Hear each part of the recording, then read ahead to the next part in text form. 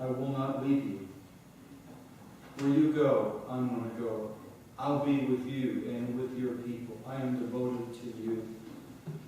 I'm attracted to women like Ruth. As a matter of fact, I married a woman that reminds me of Ruth. Strong spiritually, convicted in the faith, firm in her belief. And the question today is, what does it mean to be a spiritual leader? And what does it mean to be a spiritual helper? When the question came to me originally, it was spiritual leader and helpmate. Have you heard the word helpmate? What does it mean to be a spiritual leader and to be a spiritual helpmate? Now, back in the old days, helpmate was a woman's job and spiritual leadership was a man's job. That was in the old days. Men were supposed to be spiritual leaders of the home, and women, the wives, were supposed to be helpmates, helpers. But I want to say to you, those times are gone. In the words of an old song from the 60s, that was yesterday, and yesterday's gone. No more. And so each one of you, I implore you, each one of you, each and every one of you sitting here, be responsible for your own spiritual development. Be responsible for your own spiritual strength. In fact, I want to do this. Raise your right hand. Repeat after me. I am responsible. I am responsible for my own spiritual well-being. for my own spiritual well-being. Say that 3 times a day until Easter, and you'll be fine. Look for spiritual leadership within yourself. Search deeply into your heart and your soul and to find the spiritual strength that God has put there and that God is calling out from you. Whether you're male or female, it doesn't matter. Look for your spiritual gifts. And when you're called upon, offer spiritual help. Women have often found themselves in the spiritual leadership roles rather than helper roles. There are still, of course, more male clergy than female, but not for long. There are more female clergy each year. Women, strong women, spiritually strong, founded women, being called into ministry. Still facing, even in 2014, some of them still facing resistance from people who are, quote, just not comfortable with a female preacher. Now, the females that I know who are clergy, who are called by God, handle this with such strength and grace more than I would handle it with. I mean, they can't do anything about their gender. All they know is that God calls you. And when God calls you, you can't say no. And if someone is not comfortable with the idea of a woman preacher, whose problem is that? Is that the preacher's? Or is that the person? I think we know the answer to that. And you know, the whole thing is sort of hauntingly reminiscent of what used to be said by people. You know, I'm just not comfortable with a person of a different race being my preacher. And we know how abhorrent that sounds to us today. We know how silly that is to even think that way. But moving on, because spiritual leadership is more than about being a clergy. Every Sunday in America, there are more women in churches than men. And many times there are more, I think today's one of those examples, there are more women in chapel than men, although I'm glad to report in all these 22 years that I've been doing this year has had the highest percentage of men ever attending chapel. So amen, gentlemen. There you go. They're all gone today on spring break. But that's what we're doing. When you look at churches across the country, who teaches Sunday school? Mostly women. So apparently we've given the transmitting of the faith from one generation to the next into women's hands. That's somehow a job that women do. You know what the third highest church attendance in America is each year? The first one's Easter, second one's Christmas Eve, and what's third?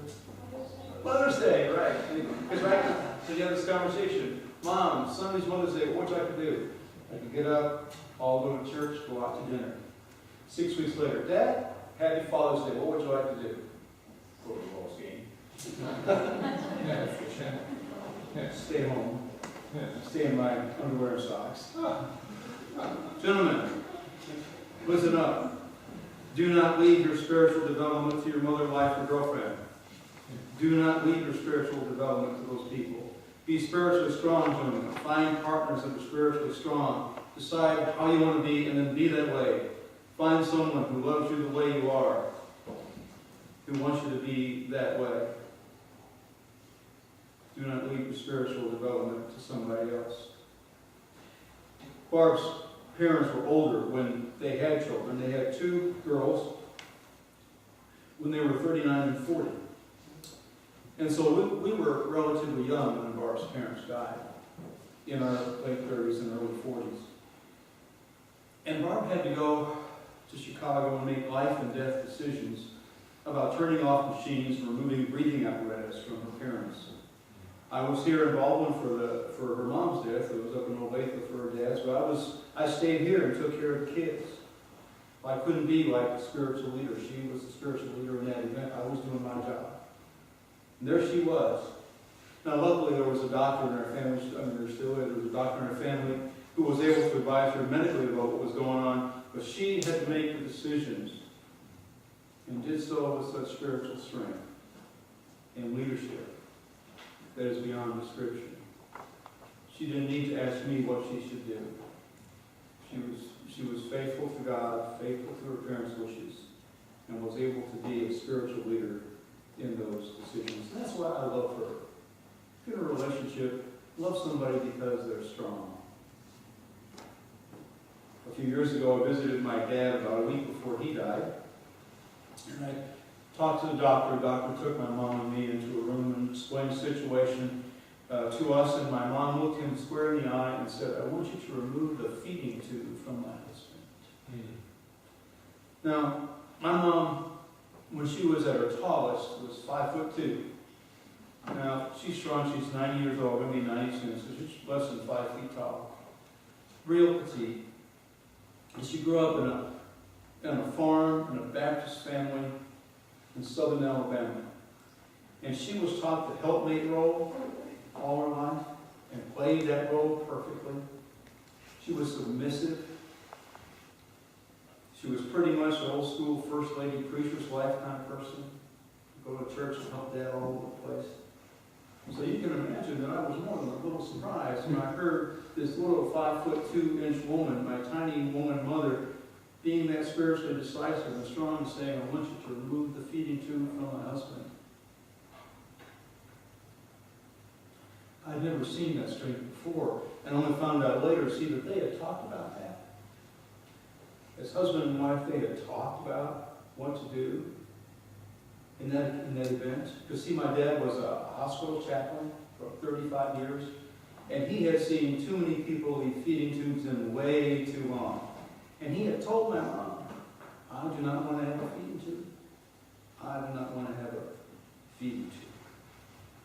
He trusted her spiritual leadership and strength, and she knew exactly what she needed to do. You see what happens as time goes on, that part of the vow that when people get married, that part of the vow that they just kind of run over, go, yeah. That last part of the vow, until we are parted by death, that becomes more important the longer you live, doesn't it?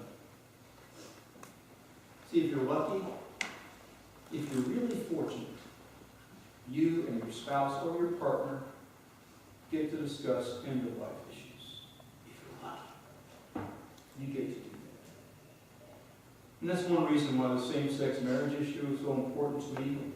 Because when I'm dying and someone needs to make decisions about the end of my life, I want it to be someone that I love and trust.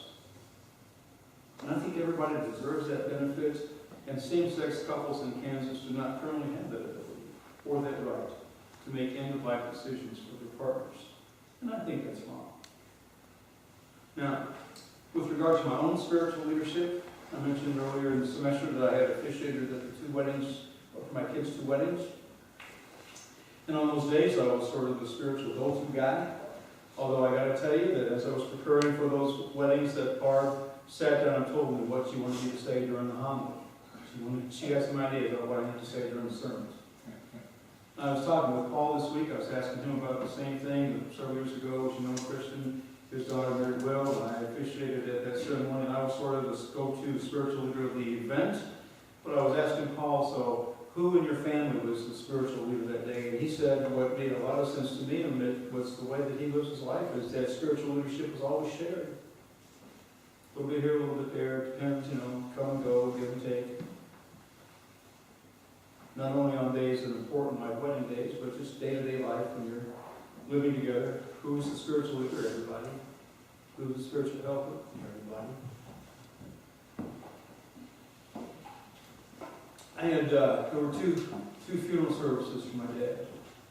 One in Alabama where he's buried, and where my parents met, and then one in Chicago where they lived more than 50 years. I led both funeral services. I wouldn't recommend that, just so you know. But what happened is that my dad and 3 buddies who were clergy got together early on in their ministries, and they said, well, we'll do each other's funerals. And there's 2 or 3 people that I've kind of done that with. Yeah, we'll do that for each other. But my dad outlived all 3 of those people, so he was last one left, so I sort of fell to me. Fell to me to be able to have to do that. I was thrust into that spiritual leadership role in both those days.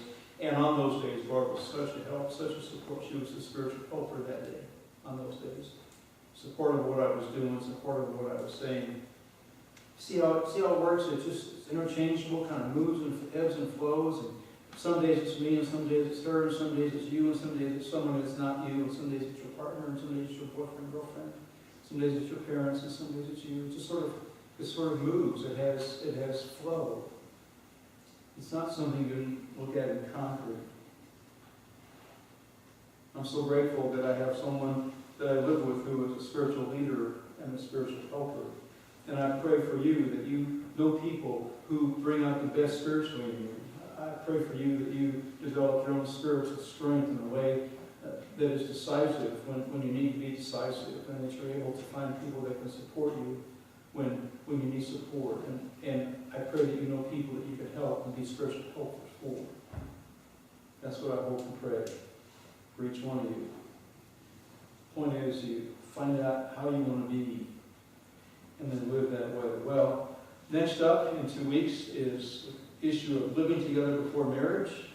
And I'll be talking about that the day after my last lecture. So until then, have a great spring break. And our sins